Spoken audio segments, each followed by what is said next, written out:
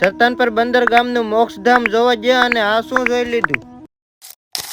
દુકાનેથી સૌથી પહેલા મસ્ત મજાની ચા પી લીધી અને પછી હું અને મારો ભાઈબંધ બંને નીકળી ગયા અમારા ગામના મોક્ષધામ જોવા. થોડી વારમાં મોક્ષધામે પૂગી ગયા અને દરવાજો ખોલીને થઈ ગયા અંદર એન્ટર. સૌથી પહેલા શ્રી મુક્તેશ્વર મહાદેવના મેલડીમાંના અને પછી ઘેસિયા દાદાના દર્શન કરી લીધા. પછી શ્રી મુક્તેશ્વર મહાદેવના મંદિરની સામે જ 12 જ્યોતિર્લિંગ મૂકવામાં આવેલ છે તે જોઈ લીધી. ગામમાં કોઈ રામ શરણ પામે તો તેમને આ રથ દ્વારા શમશાન સુધી લાવવામાં આવે છે. સરતાનપર બંદર ગામના આ મોક્ષધામમાં એવી ઘણી બધી વ્યવસ્થા કરવામાં આવેલ છે જે હું તમને એક જ મિનિટમાં નહીં બધું બતાવી શકું, પરંતુ અત્યારે હાલમાં જ નાના બાળકો માટેના હિસકાઓ અહીંયા તૈયાર થઈ રહ્યા છે. મેં આજ સુધી એક પણ એવું મોક્ષધામ નથી જોયું જે આવી અલગ અલગ પ્રકારની વ્યવસ્થાઓ હોય. ગામનું એકમાત્ર એવું મોક્ષધામ જ્યાં દિવસે તો માણસો આવતા જ હોય પરંતુ રાત્રે પણ બેસવા માટે માણસો અહીં આવે છે. આ મોક્ષધામમાં દર અમાસના રોજ બટુક ભોજન પણ રાખવામાં આવે છે. સરતાનપર ગામના મોક્ષધામની વ્યવસ્થાઓ તમને કેવી લાગી મને જરીક કોમેન્ટમાં કહી દેજો ને. બાકી તો આ વિડીયોને આયત પૂરો કરી નાખીને મોર મિની વ્લોગ માટે ફોલો કરતા જજો.